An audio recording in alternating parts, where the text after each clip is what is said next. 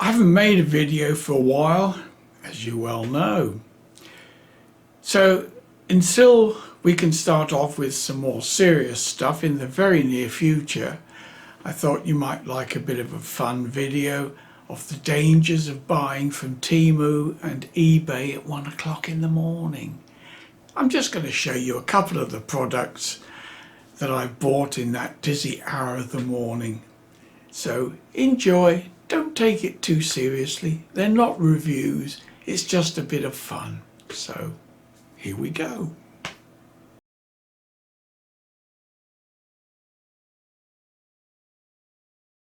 Inside we can see the speakers and the amplifier and the battery pack. From the outside it would appear that there are 4 speakers in this unit, but that's not strictly true. In fact, it's not true at all. This is the loudspeaker and the same for the other side, and this is just a panel. You can see if I press it, and it's what's known as an ABR, or auxiliary bass unit. All it is in reality is a piece of metal. It has a rubber surround, and the idea is this is a chamber. In an ideal world that would be sealed with the back panel, but in reality it doesn't seal very well, so this doesn't actually work at all.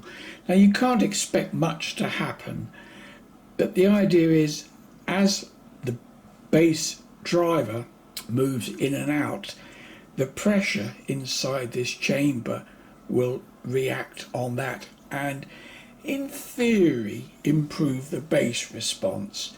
But in something so small as this, it really makes absolutely no difference whatsoever. This is one of the drive units, and considering what it is, it's rather good. You can see there's a very generous magnet on it. In fact, the magnet is almost as big as the actual frame. There's no tweeter as such, and this is a full range driver. The only information is that it is a lithium battery. In the specifications, such as they are, they claim the voltage of the battery is 36 volts, which I think they really mean 3.6 volts. This is the little board that has most of the workings on it. This, I would imagine, is the power output. We'll check on the number on this. I'll have to get a close-up photograph so I can actually read it, but I'll superimpose that on the video now. I suspect it's a Class D amplifier. As I was mentioning earlier, this unit is the plate basically, and there's no coil or anything there. It is just a membrane which, in this sealed chamber here, if I was to apply pressure here, you should see this unit pop out as well. As you can see, I'm moving it, but this doesn't move at all, and like vice versa, if I press this, the moving coil unit here should move as well. See, there's quite clearly no movement on either unit. So basically that facility is completely useless. Cosmetic. I have to say that it does sound reasonably good. I mean, clearly it's not hi-fi under any stretch of the imagination, and some of the claims that they make on it are gross to the extreme. Let me play you some sound. Now, obviously I can't play music. Really important strengthening of the sanctions, but we've also recognised that we need to phase that in, and that's quite common when we've done sectoral sanctions. Obviously, when you sanction an individual, you have to do it immediately, otherwise they would hive off in some way. But these are very temporary and very targeted and specific licenses. A very annoying thing that this product does is when you select another input, that isn't terminated by anything, i.e. one of the sockets on the back, this is what you're greeted with. Let me return to the volume. I mean, we've had claim and counterclaim, but I accept, I think everybody accepts. As you can hear, that's quite annoying, particularly if you've got this listening to it late at night and you press the wrong button, which is very easy to do on this. Don't know why it does that.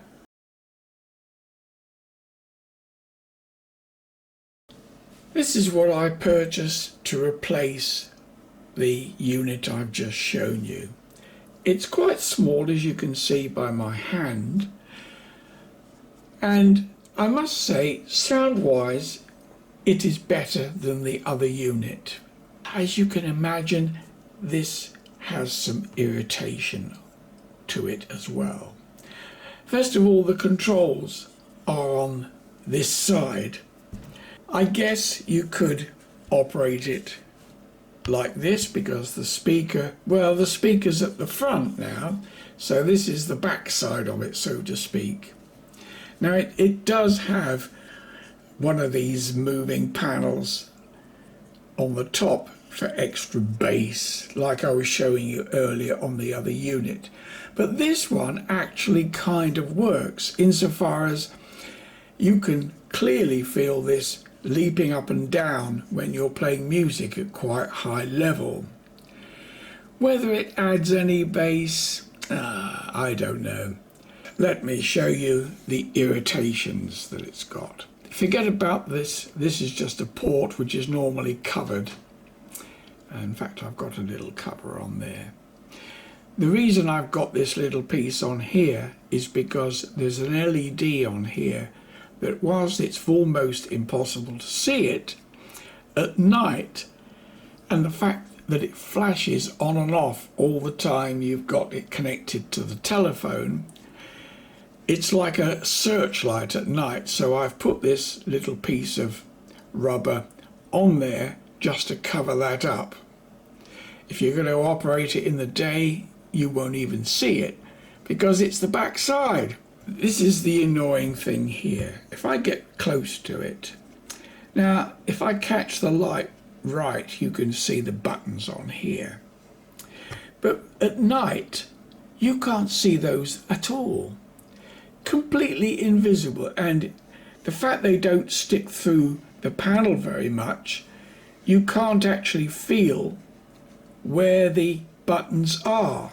So when you're trying to change something, you invariably can't even feel where they go, which button you're pressing. But clearly I've got this lit in such a way that the light is coming from here, from this side. So you can see it. When it's operated in the dark, mind you, if I turn the lights out, you won't be able to see anything. But take it from me, these should really be raised and also a different colour, preferably white or something like that. But anyway, this is what happens when you turn it on. You get the usual silly noise. Well, you do if you hold the button long enough. Everything has to have LEDs on it. I don't know why. Again, this room is quite well lit, so that's perhaps not very noticeable. But at night, that lights the whole room up and drives me nuts. And unfortunately, you can turn that, well, say fortunately, you can turn that off. When you turn it on again the next day, it's back to this again. So what you have to do, bearing in mind that that's the correct way round, you have to turn it round, and then the second button down, if you can just about see it, you have to press that 3 times. I'll have to show it to you like this, otherwise you won't see it. The trouble is I can't see it now.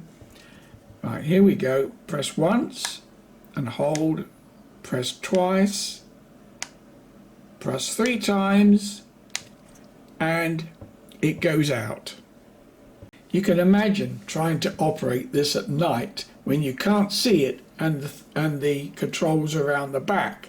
You end up pressing the wrong button, so the phone goes to something else and it starts playing music again, or a very, very frustrating product to use. Once you've got it operating and you've learned how to work it in the dark, the sound quality from it is actually quite good. Let's put it on.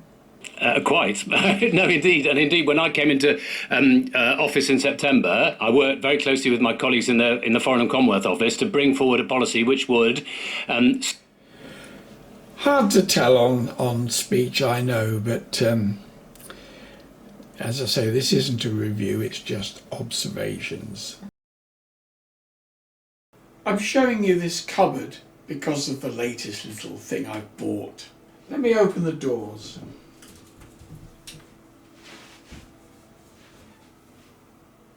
Now these are little LED magnetic lights. If I lift this down. Now this one is going to die any minute now because the batteries are about to die completely.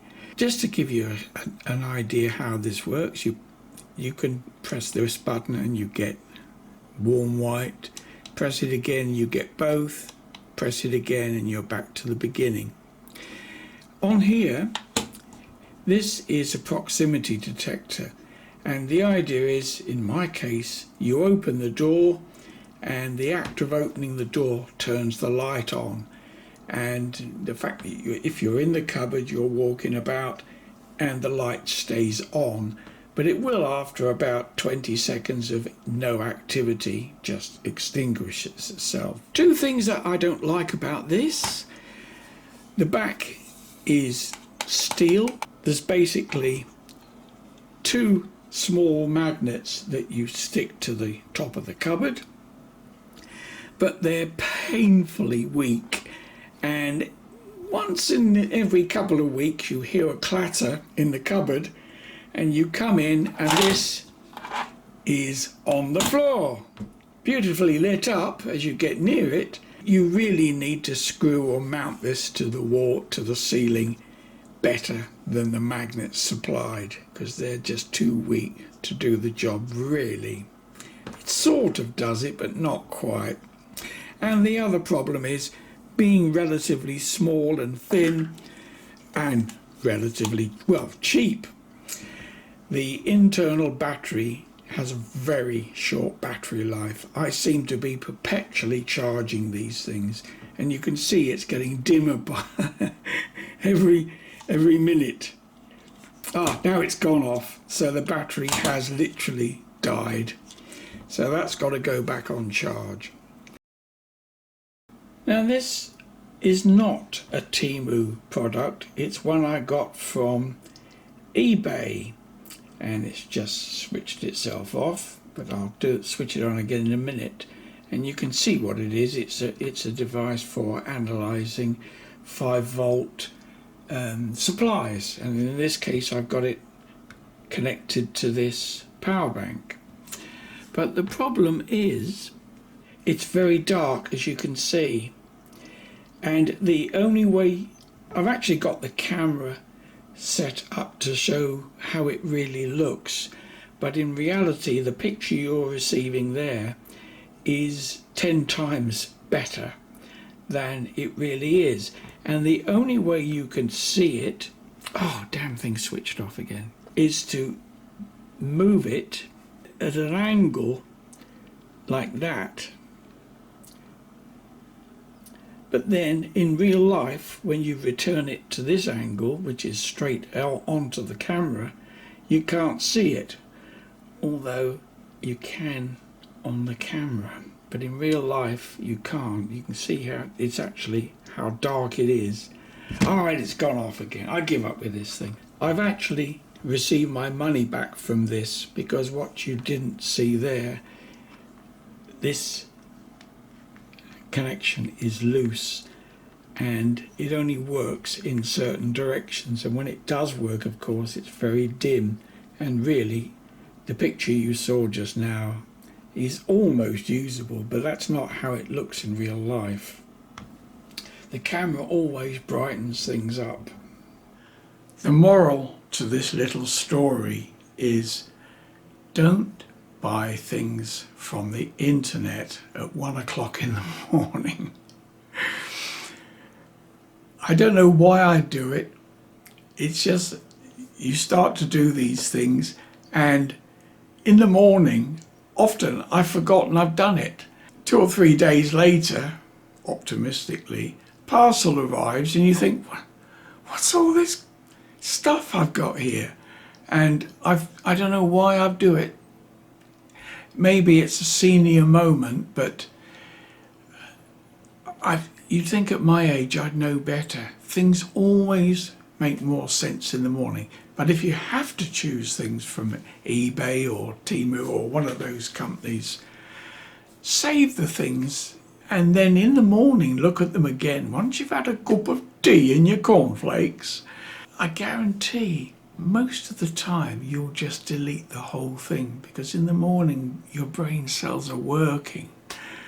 So just a bit of fun this video. We'll get back to some serious stuff in the next video. So thanks for watching. Toodaloo.